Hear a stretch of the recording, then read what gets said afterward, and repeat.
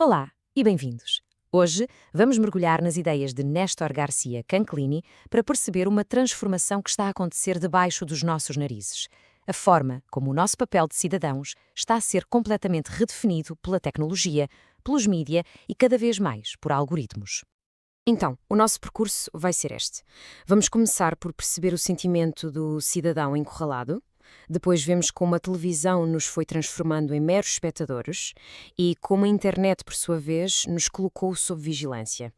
A partir daí, exploramos como os algoritmos assumiram o controlo, como as pessoas estão a reagir a tudo isto e, no fim, ficamos com uma pergunta fundamental sobre o nosso futuro. E começamos logo com um sentimento que, se calhar, é familiar para muita gente. Uma sensação de confusão, de impotência, precisamente no sítio onde antes sentíamos que tínhamos direitos e uma voz. E olhem, Canclini resume isto de uma forma perfeita. A ideia que o chão que pisamos, o próprio terreno da cidadania, mudou de repente e agora andamos todos um bocado perdidos.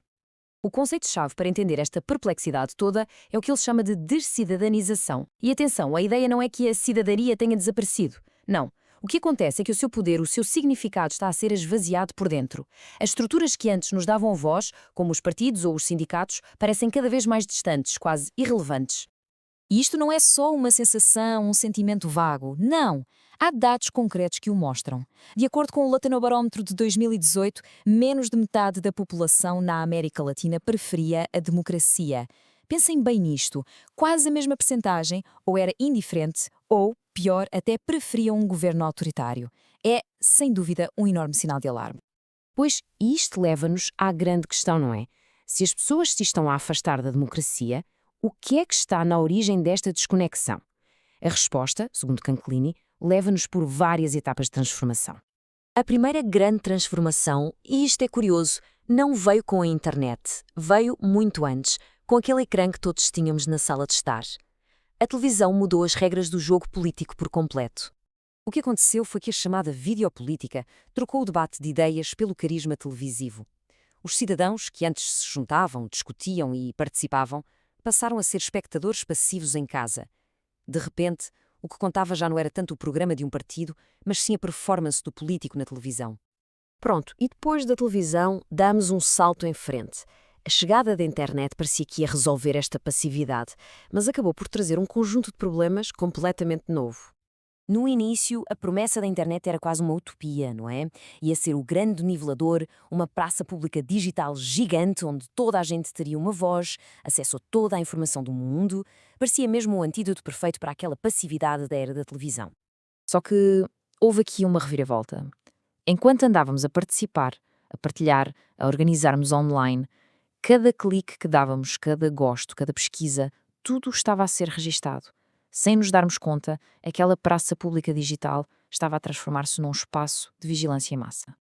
E é isto que nos traz aos dias de hoje, à transformação mais profunda e, se calhar, a que menos entendemos. Estamos a falar da ascensão de uma nova forma de governar. Uma que não é movida por votos, mas sim por dados. Ok, então para percebermos isto bem, vamos comparar as duas coisas. Antigamente tínhamos a governação estatística, a do Estado. O Estado fazia perguntas diretas. Quantas pessoas vivem nesta cidade? Agora temos a governação algorítmica, usada pelas grandes empresas. E aqui está a grande diferença. Ela não precisa de fazer uma pergunta.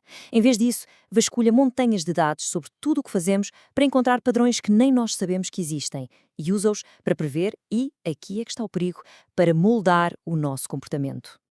Mas, claro, o que acontece quando as pessoas começam a sentir que perderam o controle? E que o perderam não para um governo, mas para algoritmos que nem sequer veem? Pois, esta mudança brutal não passou despercebida. E por todo o lado vemos cidadãos a reagir, muitas vezes de formas inesperadas e caóticas. E estes exemplos mostram bem a diversidade destas respostas. Olhem para o Brasil. Vemos um apelo quase desesperado por uma autoridade forte. Em França, uma revolta mais difusa contra o sistema no geral. E no México, um movimento de jovens a usar precisamente as ferramentas digitais para lutar contra o poder dos mídia tradicionais. E falando em jovens, é importante focarmos neles, porque a sua situação expõe as falhas deste novo sistema de uma forma particularmente cruel. Eles estão a enfrentar um nível de instabilidade, de precariedade, que as gerações anteriores não conheceram. Vamos olhar para os números e comecemos com um que é avassalador: 20 milhões. Estamos a falar de 20 milhões de jovens na América Latina que não estudam nem trabalham, estão completamente à margem. Isto não é só uma estatística, é uma geração inteira em risco. E para os que conseguem arranjar trabalho, pensam que a situação é melhor? A realidade é igualmente dura. Mais de 80% estão em empregos informais, precários. O que é que isto quer dizer? Sem segurança, sem contrato, sem futuro. A precariedade deixou de ser a exceção para ser a regra. E este último número, este é talvez o mais brutal de todos. Mostra as consequências de vida ou de morte de tudo isto. A violência e a falta de oportunidades estão literalmente a matar jovens a uma escola aterradora. Há um problema tão sério que já lhe deram um nome: juvenicídio.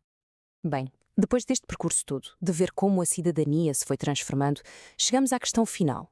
O que é que significa, hoje, lutar pela liberdade num mundo como este? Então, só para recapitular rapidamente esta evolução, começamos como cidadãos clássicos, ativos, depois a televisão transformou-nos em espectadores, a seguir a internet fez de nós participantes, mas vigiados, e por fim chegamos a sujeitos algorítmicos, cujas vidas são cada vez mais moldadas por dados. E isto deixa-nos com a pergunta final, a grande interrogação que Canclini põe em cima da mesa. É sequer possível sermos emancipados, sermos livres, quando vivemos sob hipervigilância? O que significa ser livre na era do sujeito algorítmico? Esta é a pergunta que fica no ar e que nos desafia a todos.